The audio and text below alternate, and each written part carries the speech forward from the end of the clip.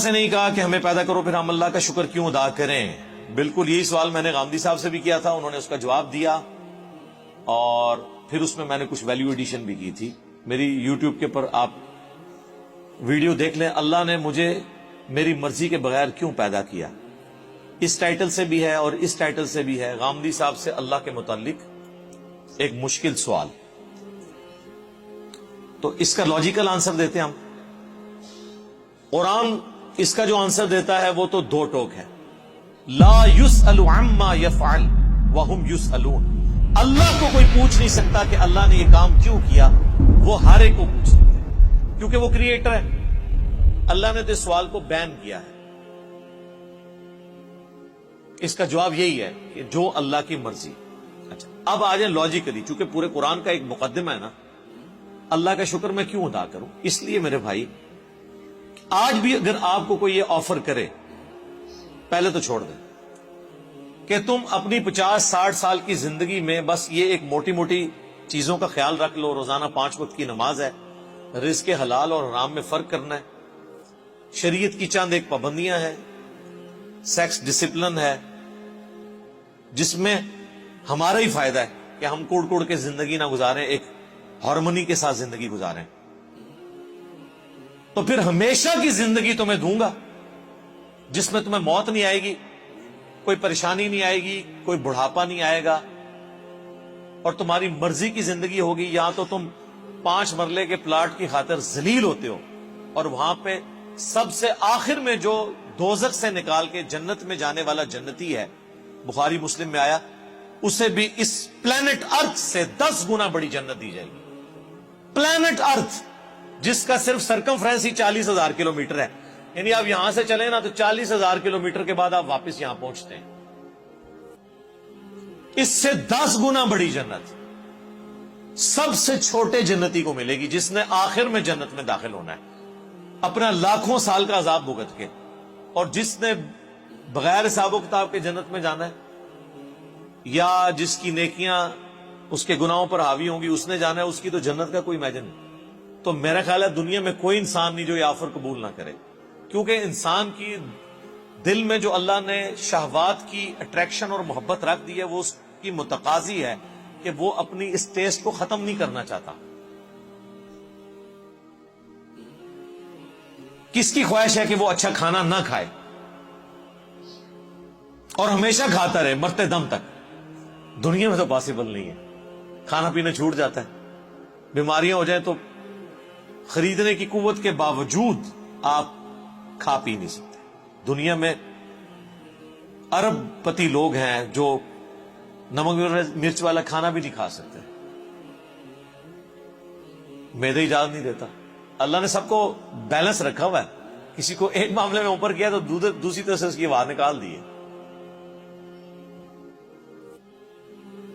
آپ کو میں پاکستان میں اس وقت امیر ترین لوگ کئی ایسے بتا سکتا ہوں جو پیمپر باندھتے ہیں, اور ان کی لوگ گاڑیوں کے اوپر, ان کے جہازوں کے اوپر, ان کی دولتوں پہ, ان کے پلاٹس پہ رش کر رہے ہوتے ہیں, لیکن وہ اپنا پیشاب نہیں روک سکتے. تو انسان کی کیا اوقات ہے؟ لیکن آخرت میں کچھ نہیں ہے, آخرت میں پیشاب ہے ہی نہیں.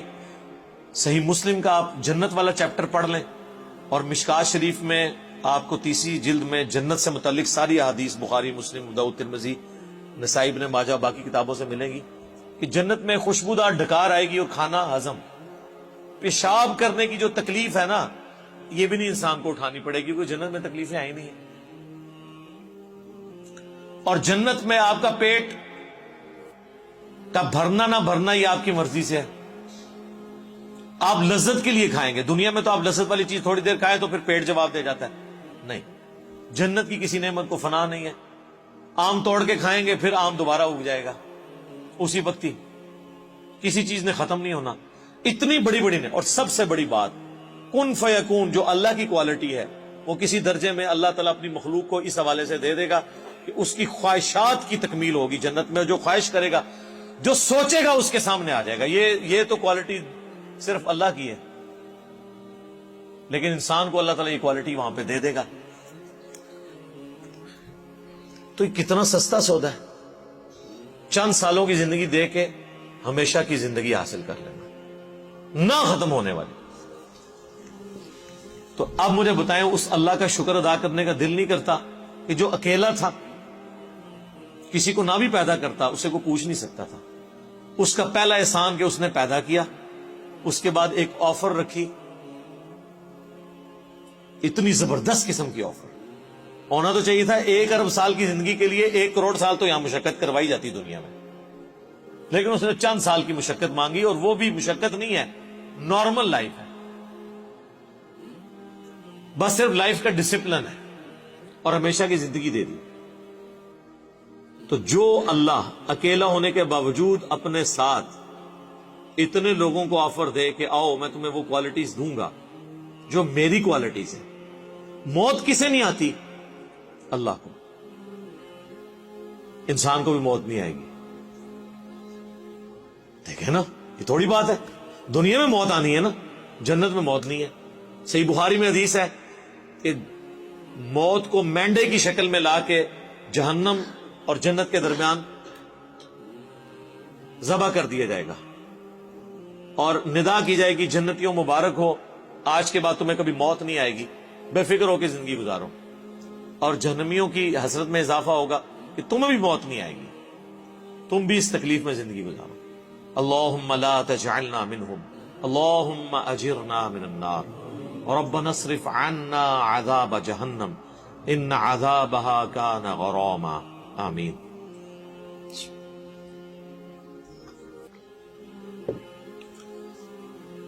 اللہ کی ذات کو جب آپ اس پہلو سے دیکھیں گے تو آپ کے اندر سے, آپ کے ایک ایک ریشے سے اس کے لیے شکر کے جذبات ابھریں گے. ہم تو اپنے ساتھ اپنی اس دولت میں جو اللہ نے ہمیں دیا کسی کو شریک کرنے کے لیے تیار نہیں ہے, اور اللہ تعالی اپنی خدائی صفات کے اندر آپ کو آپشن دے رہا ہے کہ آپ کو بھی موت نہیں آئے گی, آپ کو بھی ہر وہ چیز ملے گی جس کی آپ خواہش کریں گے, جو آپ خواہش کریں گے وہ آپ کو ملے گا. اور اللہ تعالیٰ کسی نعمت سے لطف اندوز خود کوئی نہیں ہو رہا. اللہ کھاتا ہے کیا؟ اللہ کی کوئی بیوی ہے؟ اللہ کے کوئی بچے ہیں؟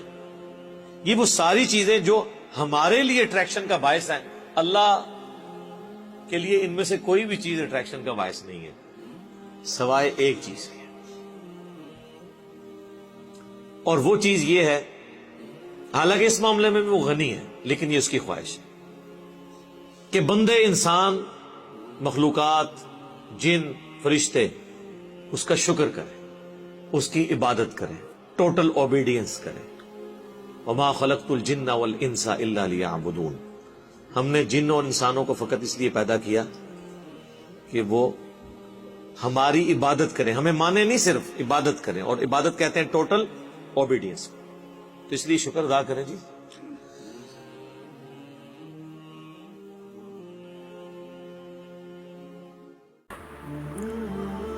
بسم اللہ الرحمن الرحیم.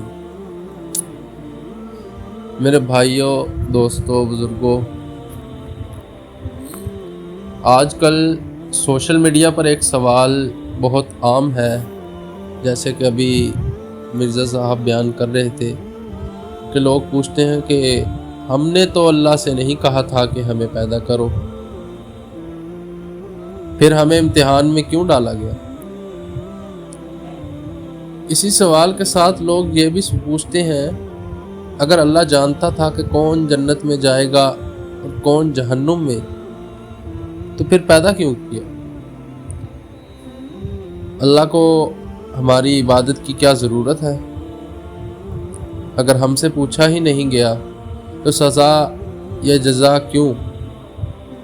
کیا صرف جنت حاصل کرنے کے لیے ہی ہمیں پیدا کیا؟ آئیے قرآن و سنت کی روشنی میں ان سوالات کو سمجھتے ہیں اور دیکھتے ہیں کہ قرآن میں ان سوالوں کا جواب اللہ نے کیسے دیا. مرزا صاحب نے تو ویسے بتا دیا ہے, لیکن ہم بھی آپ کو آگاہ کر دیتے ہیں کہ پہلا سوال ہے کہ اللہ نے انسان کو کیوں پیدا کیا. قرآن بتاتا ہے کہ اللہ نے انسان کو ایک مقصد کے لیے پیدا کیا, اللہ کی عبادت, اللہ کی پہچان اور امتحان. دنیا ہمیشہ رہنے کی جگہ نہیں بلکہ ایک امتحان گاہ ہے جہاں جبکہ اصل زندگی آخرت کی ہے۔ دوسرا سوال تھا کہ ہم نے پیدا ہونے کا نہیں کہا تھا۔ یہ اعتراض اس وقت بنتا جب انسان کا اپنا وجود ہوتا اور وہ پیدا ہونے کا فیصلہ کرتا، لیکن انسان تو پیدا ہونے سے پہلے موجود ہی نہیں تھا، اس لیے خالق کا مخلوق کو پیدا کرنا اس کا حق تھا۔ تیسرا سوال ہے کہ اللہ پہلے سے جانتا تھا، پھر امتحان کیوں؟ پھر جزا اور سزا کیوں؟ اللہ کا پہلے سے جان لینا اور انسان کا اپنے اختیار سے عمل کرنا دو الگ چیزیں ہیں۔ امتحان اس لیے ہے تاکہ قیامت کے دن کوئی یہ نہ کہہ سکے کہ ہمیں موقع ہی نہیں ملا۔ اور ایک اور سوال کہ جنت کتنی بڑی نعمت ہے۔ جنت ایسی جگہ ہے جہاں نہ موت ہوگی، نہ بیماری ہوگی، نہ غم ہوگا، ہر خواہش پوری ہوگی، اللہ کی رضا سب سے بڑی نعمت ہوگی۔ چند سال کی دنیا کے بدلے ہمیشہ کی جنت بہت بڑا انعام ہے۔ اللہ کو ہماری عبادت کی کیا ضرورت ہے؟ اگر اللہ رحیم ہے تو جہنم کیوں؟ اچھے لوگوں کے ساتھ برا کیوں ہوتا ہے؟ دعا کے باوجود مشکلات کیوں آتی ہیں؟ غیر مسلموں کا کیا ہوگا؟ تقدیر اور اختیار میں کیا فرق ہے؟ دنیا میں اتنا ظلم کیوں ہے؟ یہ تمام سوالات قرآن و سنت کی روشنی میں سمجھنے چاہیے، صرف جذبات کی بنیاد پر نہیں۔ اگر ہم صرف ایک جملہ بولیں کہ ہم نے اللہ سے نہیں کہا تھا کہ ہمیں پیدا کرو، تو یہ مکمل حقیقت نہیں۔ اصل سوال یہ ہے کہ اللہ نے ہمیں پیدا کیا، عقل دی، ہدایت بھیجی، حق اور باطل میں فرق بتایا اور پھر کامیابی کا راستہ بھی دکھا دیا۔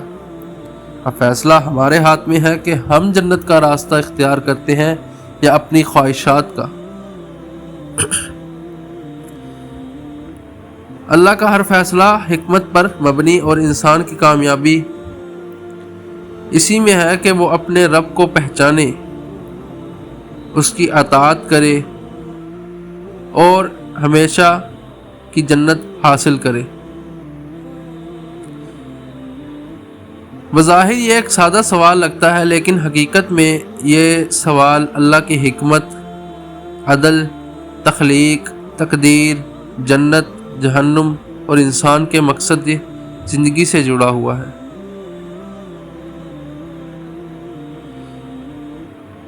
اللہ تعالیٰ نے ہمیں اس لیے پیدا کیا کہ ہم اپنے رب کو پہچانیں، اس کی عبادت کریں، نیکی اور برائی کے درمیان فرق کریں اور اپنے اعمال کے مطابق آخرت میں جزا یا سزا پائیں۔ یہ دنیا ہمیشہ رہنے کی جگہ نہیں بلکہ ایک امتحان گاہ ہے۔ جیسے سکول کا امتحان چند گھنٹوں کا ہوتا ہے مگر اس کا نتیجہ پوری زندگی پر اثر انداز ہوتا ہے، اسی طرح دنیا کی مختصر زندگی ہمیشہ کی آخرت کا فیصلہ کرتی ہے۔ جب آپ کا وجود ہی موجود نہیں تھا تو آپ اجازت دیتے یا منع کیسے کرتے؟ اجازت ہمیشہ اس شخص سے لی جاتی ہے جو پہلے سے موجود ہو۔ انسان تو اللہ کی تخلیق ہے۔ جس طرح ایک مصور اپنی تصویر بنانے کے لیے تصویر سے اجازت نہیں لیتا، ایک انجینئر عمارت بنانے سے پہلے اینٹوں سے اجازت نہیں لیتا، اسی طرح اللہ اپنی مخلوق کو پیدا کرنے کے لیے کسی کا محتاج نہیں۔ یہ سوال بھی بہت عام ہے، اس کا جواب یہ ہے کہ اللہ کا جاننا اور انسان کا مجبور ہونا دو مختلف چیزیں ہیں۔ اللہ کو پہلے سے علم ہے، لیکن وہ علم کا انسان کو مجبور نہیں کرتا۔ مثال کے طور پر ایک استاد کو پہلے ہی اندازہ ہوتا ہے کہ کون سا طالب علم فیل ہوگا، لیکن وہ پھر بھی امتحان لیتا ہے تاکہ نتیجہ انصاف کے ساتھ سب کے سامنے آ جائے۔ اسی طرح قیامت کے دن کوئی انسان یہ نہیں کہہ سکے گا مجھے تو موقع ہی نہیں دیا گیا تھا۔ اگر اللہ کو ہماری عبادت کی ضرورت نہیں تو پھر عبادت کیوں؟ اللہ تعالیٰ کو ہماری عبادت کی کوئی ضرورت نہیں۔ اگر دنیا کے تمام انسان نیک بن جائیں تو اللہ کی بادشاہت میں کوئی اضافہ نہیں ہوگا، اور اگر سب گناہ گار بن جائیں تو اللہ کی بادشاہت میں کوئی کمی نہیں آئے گی۔ عبادت کا فائدہ صرف انسان کو ہوتا ہے۔ نماز، روزہ، زکوٰۃ اور دیگر عبادات انسان کی اصلاح کے لیے ہیں۔ اس لیے اللہ نے جنت بھی بنائی اور جہنم بھی۔ رحمت کا مطلب یہ نہیں کہ انصاف ختم کر دیا جائے۔ لوگ جنت کو صرف باغ سمجھتے ہیں، حالانکہ جنت وہ جگہ ہے جہاں نہ موت ہوگی، نہ بیماری ہوگی، نہ غم، نہ نفرت، نہ غربت، نہ خواہش پوری ہوگی، ہر خواہش پوری ہوگی، اور سب سے بڑی نعمت اللہ تعالیٰ کی رضا ہوگی۔ قرآن میں بار بار جنت کی نعمتوں کا ذکر اسی لیے کیا گیا تاکہ انسان اس مختصر دنیا کے بدلے ہمیشہ کی کامیابی حاصل کرے۔ اگر دنیا میں کبھی بیماری نہ آتی، کبھی موت نہ آتی، کبھی غم نہ ہوتا تو شاید کوئی آخرت کو یاد ہی نہ کرتا۔ مصیبتیں انسان کو اللہ کی طرف واپس لاتی ہیں۔ کئی لوگ خوشحالی میں اللہ کو بھول جاتے ہیں لیکن مشکل میں اسی کو پکارتے ہیں۔ آج کل نوجوان اکثر یہ سوال کرتے ہیں، اللہ نظر کیوں نہیں آتا؟ دعا قبول نہیں ہوتی؟ اچھے لوگوں کے ساتھ برا کیوں ہوتا ہے؟ تقدیر کا کیا ہے؟ کیا انسان واقعی آزاد ہے؟ بہت سے ایسے سوال بھرے پڑے ہیں نوجوانوں کے دماغ میں۔ یہ تمام سوالات قرآن و حدیث اہل علم کی وضاحت کے ساتھ سمجھنے چاہیے۔ آخر میں کہنا چاہوں گا کہ اگر کوئی کہے ہم نے اللہ سے نہیں کہا تھا کہ ہمیں پیدا کرو، تو اس کے جواب میں اصل سوال یہ ہونا چاہیے، اللہ نے تمہیں پیدا کیا، عقل دی، آنکھیں دی، کان دیے، دل دیا، انبیاء بھیجے، قرآن نازل کیا، حق و باطل کا فرق بتایا، توبہ کا دروازہ کھولا، جنت کا وعدہ کیا، اب تم نے اپنے رب کے لیے کیا کیا؟ اللہ ہم سب کو حق کو سمجھنے، اس پر عمل کرنے اور ہمیشہ کی جنت حاصل کرنے کی توفیق عطا فرمائے، آمین یا رب العالمین۔ اگر آپ کو ہماری ویڈیو اچھی لگی تو سبسکرائب کریں، کمنٹ کریں، لائک کریں۔ السلام علیکم ورحمۃ اللہ وبرکاتہ۔